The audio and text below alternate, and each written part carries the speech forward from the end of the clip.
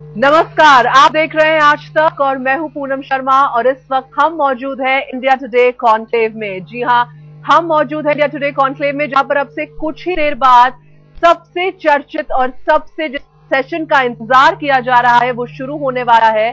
गुजरात के मुख्यमंत्री नरेंद्र मोदी का की नोट सेशन। यहाँ बहुत ही बेसब्री से इस सेशन का इंतजार हो रहा है। नरेंद्र मोदी यहाँ पर पहुंच चुके हैं और सबसे पहले आपको ले चलते हैं मेरी सहयोगी ऋतुल जोशी के पास। ऋतुल। और लीजिए, इंडिया टुडे कॉन्क्लेव में आखिरकार वो पल भी आ गया है जिसका पिछले 2 दिनों से लोगों का इंतजार था। जी हाँ, गाला डिनर सेशन के मुख्य स्पीकर जो आज के खास अट्रैक्शन है नरेंद्र मोदी, वो यहाँ पहुंच चुके हैं और ये उनके अराइवल की तस्वीरें हैं जो हम आपको दिखा रहे हैं। जो गाड़ी आके रुकी है उसमें है नरेंद्र मोदी। जो शख्स उतर रहा है इस गाड़ी से बाहर, क्या यही वो शख्स है जो देश का अगला प्रधानमंत्री बन सकता है? यही सवाल इस वक्त पूरा देश भी पूछ रहा है। और इस वक्त आप देख सकते हैं कि इंडिया टुडे ग्रुप के editor in chief Arun Puri स्वागत कर रहे हैं नरेंद्र मोदी का, अंदर ले जाके उनको अंदर ले जाने के लिए बिल्कुल तैयार। और यहाँ पर मोदी को सामना करना पड़ेगा उन तमाम तीखे सवालों से, उन तमाम प्रश्नों से जो अगर वो दिल्ली का ख्वाब देख रहे हैं, उन प्रश्नों से गुजरना उनके लिए जरूरी है। आपको बता दें कि अपनी ऐतिहासिक जीत के बाद से मोदी अभी तक किसी भी ऐसे बड़े मंच पर नहीं आए हैं जहां पर उनका सामना ना सिर्फ देश के बड़े थिंकर्स से होगा, अपने विरोधियों से होगा, बल्कि आम जनता से होगा जो उनसे गुजरात दंगों से लेकर उनके एडमिनिस्ट्रेशन तक के बारे में कई तीखे चुभते सवाल पूछ सकते हैं। वैसे मोदी की फैन फॉलोइंग कितनी है ये आप देख सकते हैं। अनुराग ठाकुर ने पांव छूकर उनका स्वागत किया है और अंदर जाने के लिए मोदी बिल्कुल तैयार है। साथ ही साथ हम आपको ये भी बता दें कि इस सेशन की पॉपुलैरिटी को देखते रहे यहाँ पर हमको भीड़ कंट्रोल करना बड़ा मुश्किल हो रहा था, क्योंकि नरेंद्र मोदी को देखने और सुनने के लिए पूरा देश इस वक्त बेहद बेताब है।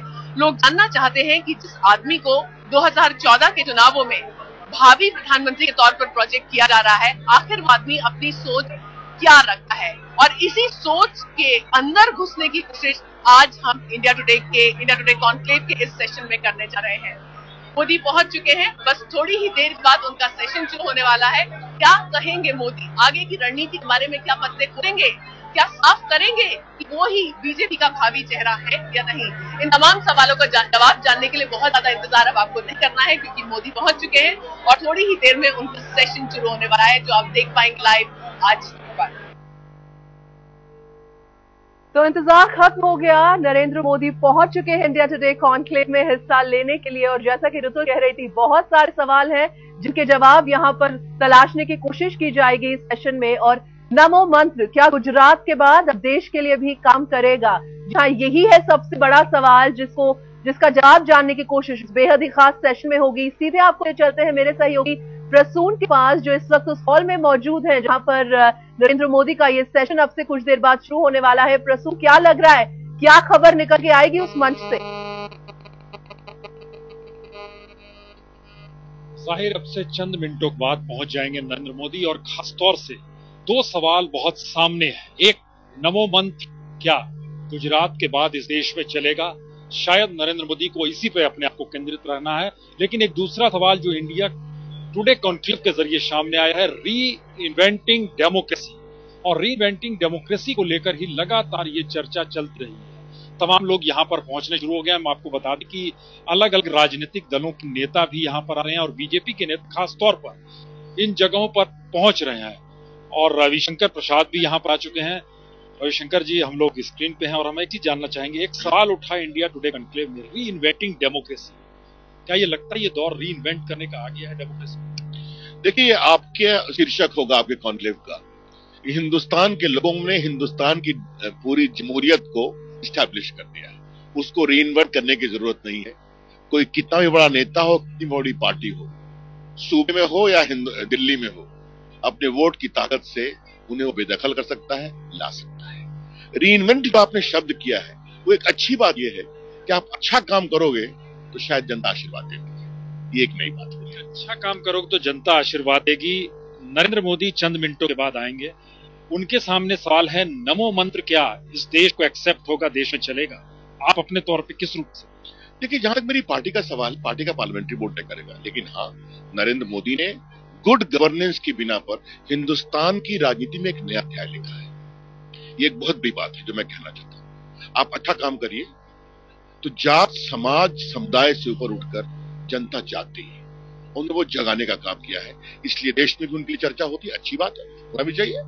क्यों, हिंदुस्तान अगर बदल रहा है, हिंदुस्तान अगर गुड गवर्नेंस, डेवलपमेंट और अपेक्षाओं की परिपूर्ति को एक अच्छा माध्यम मान रहा है, तो खुशी की बात है। ये एक बदलाव का दौर है, ये महसूस किया जा रहा है और इसमें बहुत बड़ी बात है कि वाकई क्या नरेंद्र मोदी के जरिए बहुत सारी चीजें नई देखी जा रही हैं।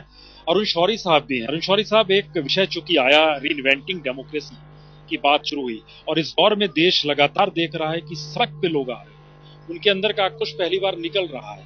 एक तरह से पार्लियामेंट्री की क्रेडिबिलिटी पर सवाल है। ये दौर जो है कितना महत्वपूर्ण मानते हैं और खासतौर से 2014 जब सामने का। मैं तो 15 साल से लिख रहा हूं कि पार्लियामेंट्री सिस्टम का हम फ्यूनरल राइट्स देख रहे हैं। आजकल जो सिस्टम ऑफ गवर्नेंस है वो प्रेसिडेंशियल है, जैसे नरेंद्र मोदी का गुजरात में और किसी भी अच्छे प्राइम मिनिस्टर का दिल्ली में, और जो सिस्टम ऑफ ऑब्स्ट्रक्शन है वो पार्लियामेंट्री है।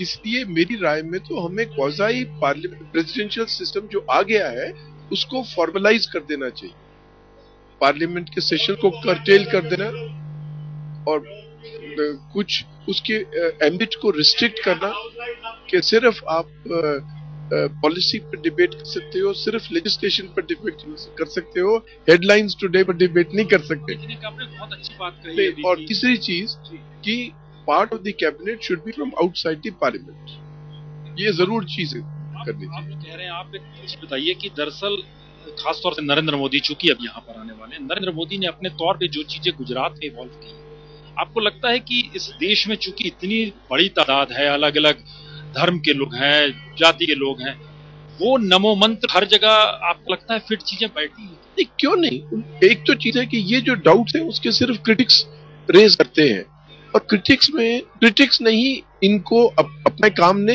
इनके अपने काम ने, और दूसरा इनके क्रिटिक्स ने इनको एक नेशनल लीडर बना दिया है। और अगली इलेक्शन की इशू एक ही होगी, नरेंद्र मोदी। हाँ, क्यों उसके क्रिटिक्स सिक्योर करेंगे, क्योंकि कांग्रेस के गवर्नेंस ने कुछ सवाल देश के सामने रखे और आप सेंटर में ला रहे हैं नरेंद्र मोदी। हाँ, इसलिए नरेंद्र मोदी उनके गवर्नेंस की तरफ पॉइंट करेंगे और वो सब कहेंगे नहीं, नरेंद्र मोदी से डरो डरो डरो, यही इशू होगी। आपके एक लंबा दौर रहा है जर्नलिज्म का आपका, इस दौर में आपको लगता है कि नरेंद्र मोदी एक आशा की किरण है या एक अल्टरनेटिव है या फिर एक थ्रेट?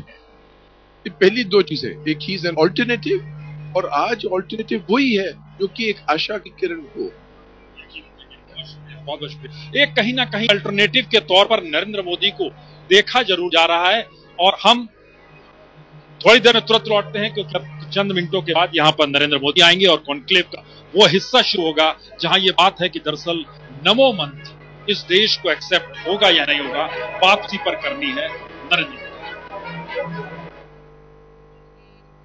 जी प्रसूत, सबसे बड़ा सवाल यही है कि क्या नमो मंत्र पूरे देश को एक्सेप्ट होगा या नहीं। अब से चंद ही मिनटों के बाद गुजरात के मुख्यमंत्री Narendra Modi India today conclave में की नोट एड्रेस देने के लिए पहुंच रहे हैं और नरेंद्र मोदी के पहुंचने पर ऋतुल जोशी ने जायजा लिया था और अब हम आपको एक बार फिर ले चलते हैं ऋतुल के पास। जी ऋतुल।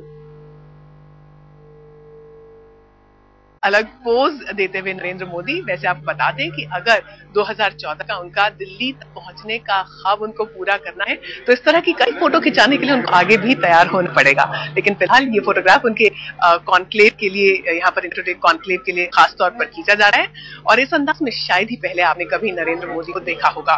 मोदी के कई और अंदाज, उनके कई और विचार आपको अभी सुनने को भी मिलेंगे, बस थोड़ा सा ही इंतजार करना है। और ये जो मुस्कुराहट अभी तक चेहरे पे है, थोड़ी देर के बाद जब तीखे चुभते सवालों का सामना करना पड़ेगा तब क्या ये मुस्कुराहट कायम रहेगी?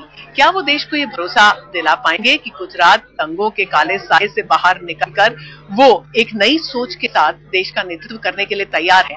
यही वो चीजें हैं जो आज हम मोदी से पूछने वाले हैं। क्या है उनका विकास का मंत्र?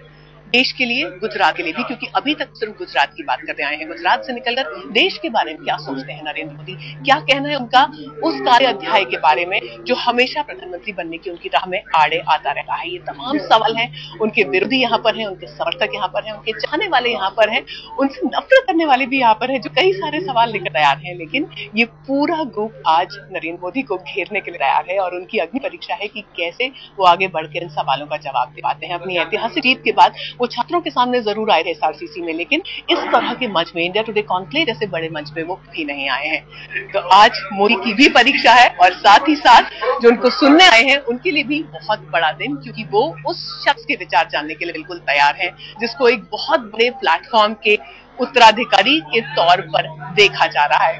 बस थोड़ा सा इंतजार कीजिए, क्योंकि थोड़ी ही देर के बाद नरेंद्र मोदी आपके साथ लाइव होने जा रहे हैं।